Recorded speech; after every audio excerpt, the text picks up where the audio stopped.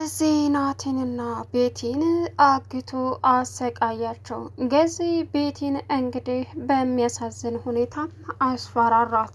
ናቲን ግን አግቶ አርፈህ ብትቀመጥ ነው የሚሻለ፣ አልበለዛ እንደ እናትህ እብድ አድርጌ ነው እማስቀምጥህ በማለትም አሰቃየው። ትሁት እባክህን ጋሽ ብላ ብትለምነውም አቶ ገዙ ወይ ፍንክች በማለትም በገዛ ሚስቴ መከዳቴ ለእኔ ትልቅ ህመም ነው። አንቺን ሳባረር እሷ ግን ከርታ እሱን የራሷ ለማድረግ እየተጫወተችብኝ ነበር በማለትም አሁን ላይ ከቤቲ ጋር ያለው ጥላቻ አደገኛ ሆነ። እኔ ገዙ ለማንም አልመለስም፣ እንዳውም ከአለምነሽ በላይ የማሰቃየሽ አንቺን ነው። አርፈሽ ማትቀመጭና አርፈሽ የራስሽን ኑሮ ማትኖሪ ከሆነ አልበለዛ ግን እደፋሻለሁ ሲላትም ቤቲ የምትሆነው ግራ ገባት። እንግዲህ ናቲን አርፈህ ልትቀመጥ ስላልቻልክ ጭራሽ የገዛ ሚስቴን ያንቺ ሆናለሁ አብሬሽ አድራለሁ በማለትም ልታታልልና ልታማልል ሚስጥሯንም በሙሉ አዘክዝከህ የትም ተንፍሽ አትልም፣ የትም አትነቃነቅም። እኔ ገዙ ማን እንደሆንኩ አሳይሃለሁ በማለትም ናቲን አግቶ እያሰቃየው ይገኛል። በፊትም ተረጋጋ ብዬህ ነበር ናቲ፣ አንተ ግን አትሰማም፣ አባትህ እንደምታስበው ቀላል ሰው አይደለም ብዬህ ነበር። ስለዚህ አሁን ለእናትህም ሳትሆን ለራስህም ሳትሆን ታግተህ ቀረህ አለችው።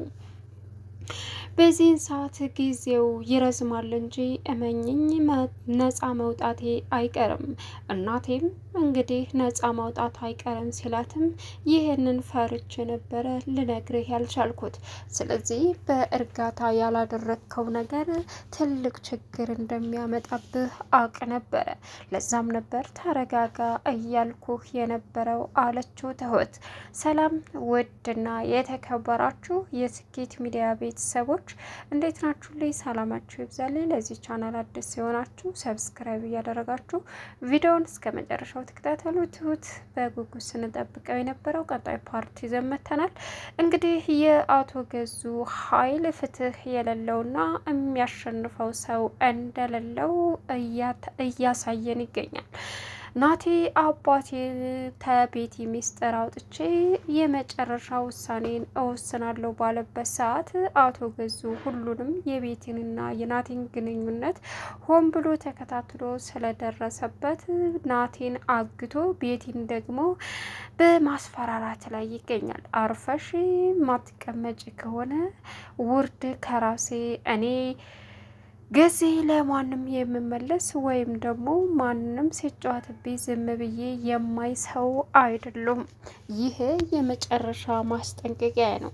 አለምነሽን በአንድ ነገር ብቻ ነው አግቼ እያሰቃየዋት ያለሁት። አንቺን ግን ታገስኩሽ ስለምወድሽ ነው። ስለዚህ ዛሬ አርፈሽ ማትቀመጭ ከሆነ ከኔ የሚያመልጥ ሚስጥር አለ መስሎሽ ከሆነ የመጨረሻ ተሳስተሻል እያለም እንግዲህ ገዙ ቤቲ ማስፈራራት ጀመረ። ቤቲም እባክን ገዙ ይቅርታ አድርግልኝ ስትለውም ይቅርታሽ እዛው ይቆይ፣ ግን ደግሞ ከዚህ በኋላ ለናቲ ነገራሹን ልክ ይሰጣለሁ ምትይ ከሆነ እመኝኝ ትልቅ አደጋ ውስጥ ትገቢያለሽ። እኔ ታገስኩሽና ዝም ያልኩሽ የማላቅ ሆኜ ሳይሆን እያንዳንዱ እንቅስቃሴሽን በናቲ ላይ ደግሞ ምን ያክል እንደሚያበሳጭሽ ስለማቅ ዝም ብዬሻለሁ። አሁን ግን ሚስጥሬን ይፋ አውጥተሽ ለናቲ በመናገር እኔ ትሁትን ጥላቴ ናት እያልኩኝ እከታተላለሁ። አንቺ ደካ የገዛ ሚስቴ ትልቅ ጥላት ሆነሽ ተገኝተሽብኛል በማለትም እንግዲህ በሚያሳዝን ሁኔታ ተናገራት። አሁን አቶ ገዙ የመጨረሻ ጨካኝና አውሬ ሆኖ በመገኘቱ ትሁት በጣም እየፈራችው ትገኛለች።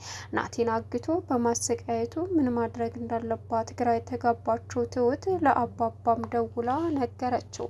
አባባ አባባም ምንድነው የተፈጠረው ትሁቴ ሲላትም እባክህን አባዬ ታስፈልገኛለህ፣ ትልቅ ችግርና መከራ ውስጥ ነው የገባሁት ስትለውም እሱም ምንድነው ሲላት የተፈጠረውን ነገር በሙሉ ስትነግረው ድሮም ራስሽን ለሰዎች ብለሽ መከራ ውስጥ እንደምትከች አቅ ነበር። አሁን እንዴት መውጣት እንዳለብሽ ማሰብ እንጂ የተፈጠረውን ነገር አይደለም አላት። እሷም አባዬ ምን እንደምልህ አላውቅም፣ ናቴን አግቶ እያሰቃየው ነው የገዛ አባቱ ስትለውም እሱም ተረጋጊ በማለትም እሷን ለማረጋጋት እየሞከረ ይገኛል። ሌላው አሁን ላይ እንግዲህ ናቴ ከመታገቱ በፊት ትሁትን በምን ጨከንሽብኝ? እኔ እኮ ስለከፋሽ ስትረጋጊ ሁሉንም ነገር ትነግሪኛለሽ ብዬ ነበር፣ ግን ደግሞ ምንድነው ያስጨነቀሽ? አትወጂኝም ወይ ሲላትም በጣም ነው የምወድሽ ናቴ፣ እባክህን እኔን አትጠይቀኝ ስትለውም እኮ ለምን ሲላትም እኔ የኔ መኖር የሚያስፈልጋቸው ብዙ ሰዎች አሉ አለችው።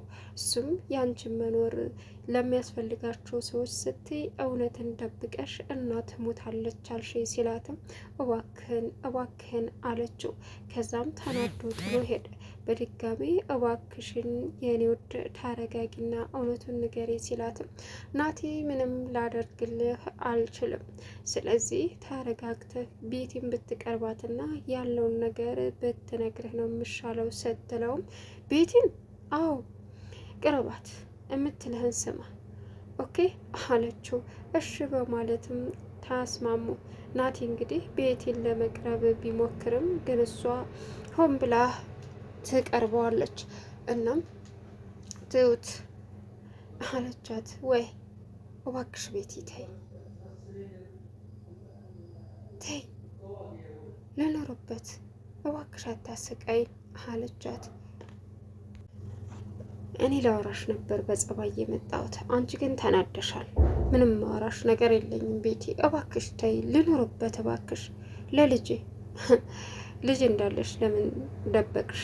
ደብቄ ሳይሆን በሙሉ አፌ የማልናገረው ከእንደናንተ አይነት አውሬዎቹ ሰዎች ለመጠበቅ ነበረ አለቻት። ኧረ እባክሽ በልጅ እኮራለሁ እንጂ አላፍርም፣ ይህ የሚያሳፍር ነገር የለውም አለቻት። እዚህም በዛን ሰዓት ጸጥ አለችና ቤቲ ጥላት ሄደች። ትንሽ ቆይታ መታ ደግሞ ይኸውልሽ ቤቲ ለናቴ አንድ ውለታ ዋይለት። የምን ውለታ? ተወደድሽው ውለታውን ውለሽ ራስሽ አድርጊው። አሳልፈሽ እየሰጠሽኝ ነው? አዎ አትወጂው? በጣም ነው የምወደው፣ ግን ደግሞ ለልጁ ስል መኖር አለብኝ። ልጄ ምንም እንድትሆንብኝ አልፈልግም። ስለዚህ አንቺ ልጅ ማለት ስለ ልጅ ስትወልጂ ነው የምታውቂው። እግርም ትክክሉ አለመውለድ ነው። አንቺ ሁልጊዜም ትክክል ነኝ ብለሽ ነው የምታስቢው አይደል? ትክክል ልቅስ ያለመውለድ ነው አለቻት። አንቺ ስለ ልጅ ጥቅምና ጉዳት ምን ታውቂና ነው? ስለዚህ እና ውለታን መውለድ ለምንድን ነው? ውለታውን የምትውይለት ለናቴ ከጎን ሆነሽ እናቱን እንዳገኛት ከዚህ ስቃይ እንዳወጣት የምትረጁ ከሆነ ነው። ያን ጊዜ በውለታሽ ታስሮ የራስሽ ይሆናል አለቻት። ምን እውነትሽ ነው ትሁት? አዎ እሺ በማለትም ናቴና ቤቲ ተገናኙ። ቤቲ እንግዲህ ለናቲ የተናገረችው ነገር የሆነ የምነግርህ ነገር አለ። እናትዬ ምንድን ነው የምትነግሪኝ? አልፈልግም፣ እየጠጣን ብነግርህ አይሻልም? አንቺ ስራ ፈትነሽ ናቲ፣ የምታወሪው ነገር የለሽም በማለትም ጥሏን ሊሄድ መንገዱን ሲቀጥል ስለ እናትህ ነው አለችው። ምን አለ? አዎ እሺ ንገሪኝ፣ እየጠጣን እናውራ እና አምሽተን እሺ በማለትም ባይሆን እንዳይመሽ ቶሎ መሄድ አለብን አላት። እሺ አለችው። ቁጭ ብለው እንግዲህ ምንድን ነው ስለ ትሁት ልንገርህ ወይስ ስለ አባትህ? በእናትህ ስለ አባቴ ንገሪ።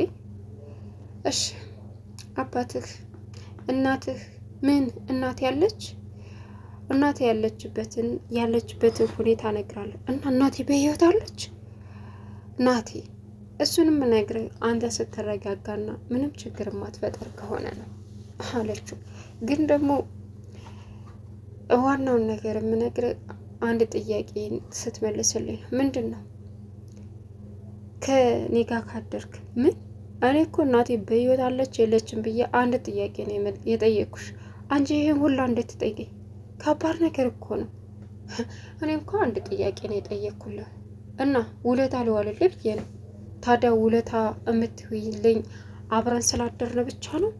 ናቲ አታበሳጭኝ።